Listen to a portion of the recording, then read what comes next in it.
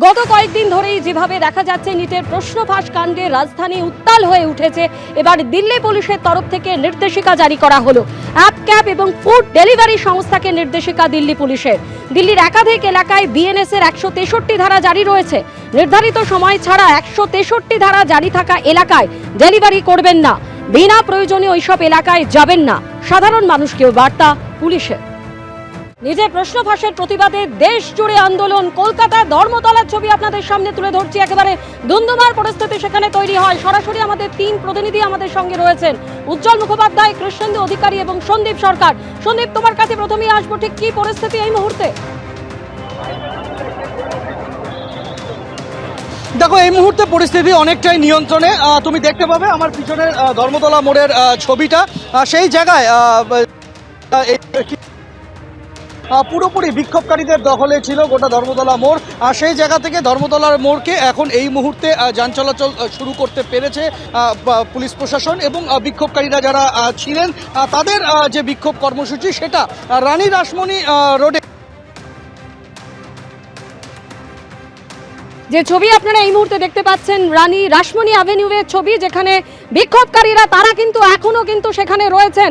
আজকে ধর্মতলায় আমরা দেখেছি বিকেলের দিকে ঠিক যেভাবে উত্তপ্ত পরিস্থিতি তৈরি হয়, এবং এই মুহূর্তে কিন্তু এখনো প্রচুর পুলিশ সেখানে মোতায়েন রয়েছে, এবং সেই সময় আমরা দেখেছি পুলিশ এবং বিক্ষোভকারীদের মধ্যে একেবারে ধস্তাধস্তির পরিস্থিতি তৈরি হয়।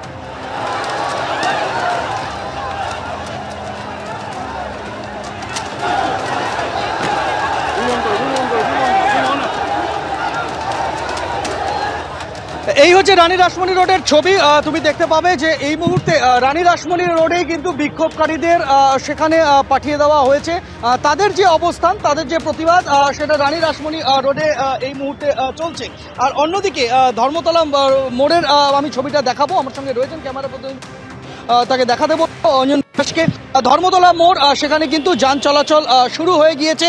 যদিও এখানে প্রতিবাদীরা যারা ছিলেন, যারা ছাত্ররা ছিলেন, তারা এখনো ধর্মতলা মোড়ে এখানে প্রতিবাদ, তাদের যে কর্মসূচি সেটা চালানোর জন্য তারা এখানে রয়েছেন ঠিকই, কিন্তু যেটা সম্পূর্ণ অবরুদ্ধ হয়ে পড়েছিল সেই অবরোধ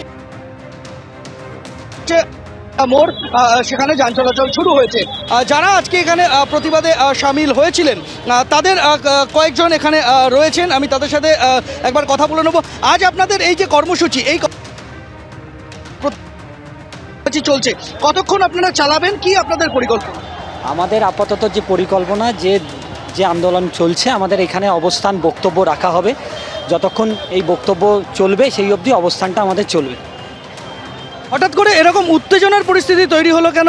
পুলিশের দেখলাম জলের বোতল, লাঠি ছোড়া হচ্ছে। তুমি আমাদের সঙ্গে থাকো। যে ছবি আপনারা এই মুহূর্তে দেখতে পাচ্ছেন রানী রাসমণি অ্যাভিনিউয়ে, যেখানে আন্দোলনকারীরা তারা কিন্তু বিক্ষোভ অবস্থানে তারা এখনো রয়েছেন।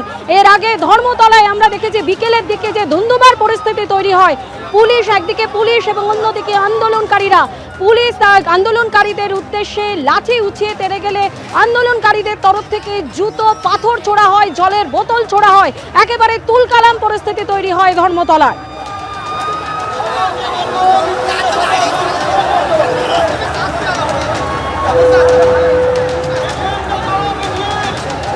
এবিপি আনন্দ, এগিয়ে থাকে, এগিয়ে রাখে।